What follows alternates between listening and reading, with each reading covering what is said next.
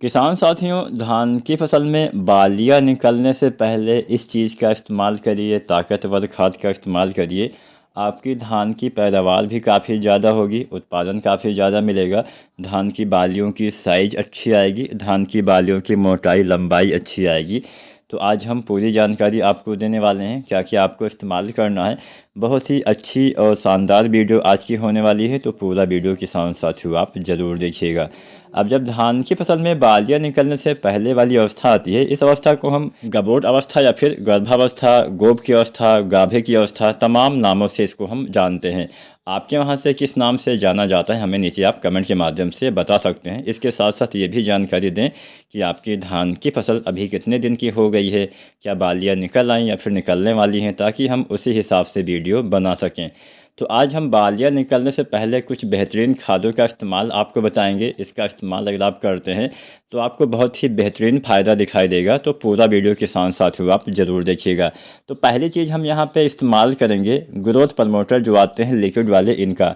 अब लिक्विड वाले growth promoter बाज़ार में आपको बहुत सारे देखने को मिल जाते हैं, लेकिन यहाँ पे हम सागरिका लिक्विड की बात करते हैं, जो सागरिका इफ़को कंपनी द्वारा तैयार किया जाता है, उसकी बात करते हैं।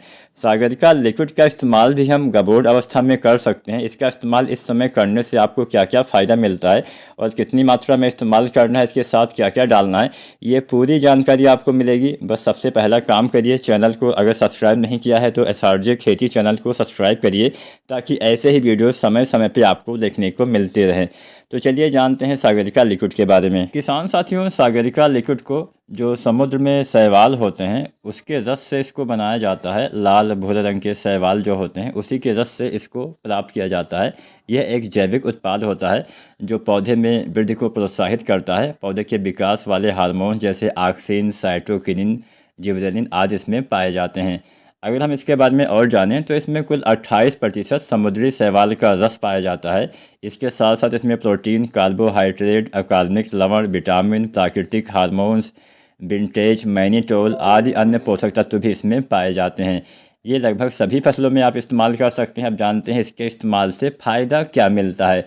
सागरिका के इस्तेमाल से एक तो पर्यावरण को फ़ायदा मिलता है, पौधे में कोई हानिकारक प्रभाव नहीं मिलता है।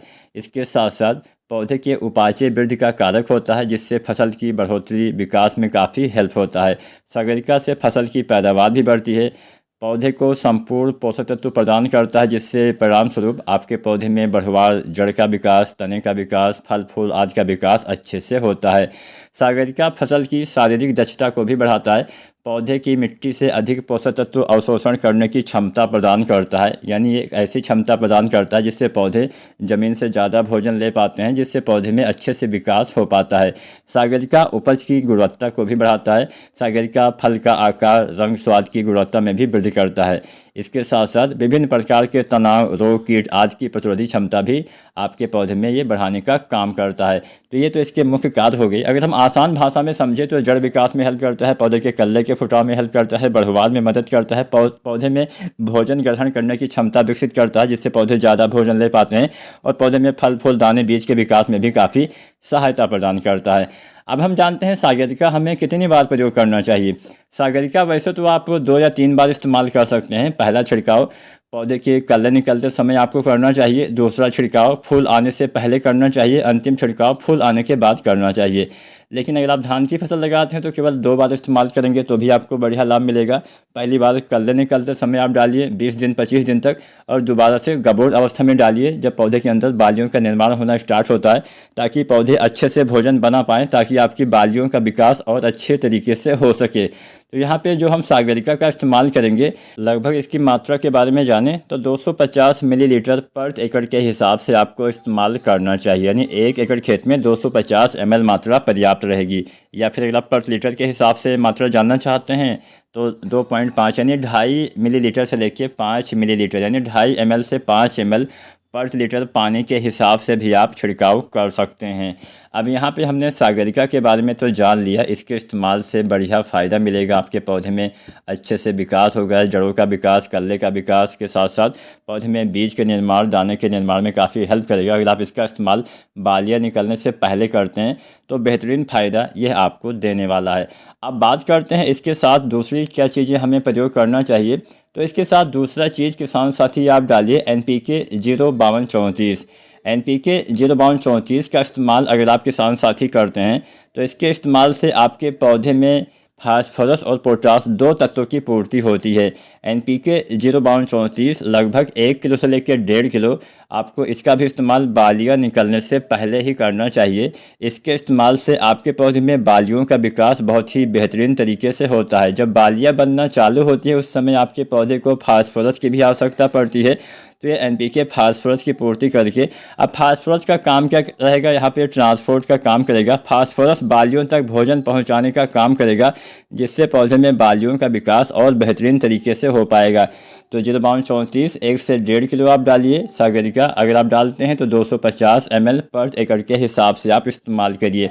अब इसके साथ एक तीसरा चीज़ भी अगर आप प्रयोग करते हैं तो बहुत ही बेहतरीन फ़ायदा आपको मिलेगा। इसके साथ तीसरा चीज़ आप डालिए जिंक जो आती है 12% वाली 12% वाली EDTA जिंक जो आती है। अगर आप जिंक का इस्तेमाल गबोर अवस्था में करते हैं तो इससे फ़ायदा क्या मिलता है कि पौधे में बालियों का निर्माण बहुत ही अच्छे से होता है, क्योंकि जिंक डालने से पौधे में भोजन का निर्माण बहुत ही अच्छे से होता है। पौधे में प्रकाश संश्लेषण प्रक्रिया बहुत बेहतरीन तरीके से होती है। पौधे में अच्छे से भोजन जब बनेगा तो पौधे की बालियों का विकास और अच्छे से हो पाएगा। थोड़ा बहुत पीलापन अगर जिंक की कमी से है, अगर आपने जिंक नहीं डाला है तो आपको अवश्य डालना चाहिए।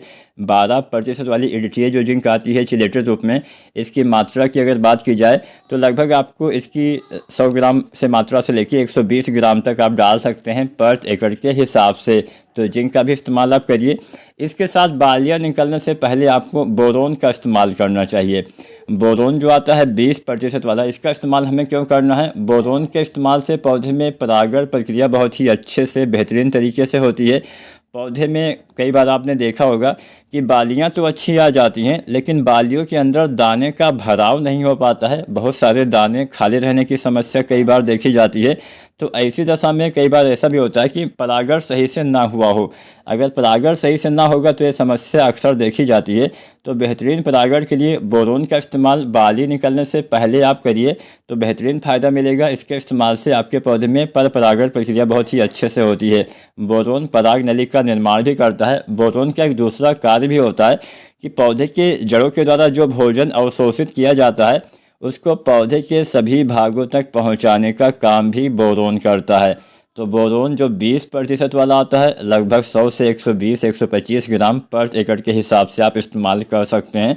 तो यहाँ पे हमने 4 चीज़ें बताई, सागरिका, NPK 05234, जिंक और बोरोन। ये 4 चीज़ें अगर आप बाली निकलने से पहले अपने धान की फसल में प्रयोग करते हैं, बालियों की साइज़ अच्छी आएगी, लंबाई मोटाई अच्छी आएगी और आपको बेहतरीन पैदावार किसान साथियों दिखाई देगा। अब इसके साथ साथ कुछ सावधानियां भी आपको बरतनी होती हैं।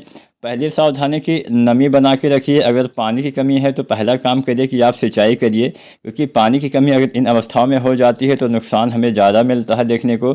तो सबसे पहला काम यही करना है। भले ही आप 2-4 दिन बाद खाद डालिए, लेकिन पहला काम करिए पानी लगा दीजिए, उसके बाद ही खाद डालेंगे तो खाद भी सही से काम कर पाएगी। तो वीडियो जानकारी अगर आपको अच्छी लगी हो तो वीडियो को आप लाइक करिएगा, किसान साथियों के साथ शेयर करिएगा और चैनल को सब्सक्राइब नहीं किया है तो SRJ खेती चैनल को सब्सक्राइब करिएगा। धन्यवाद।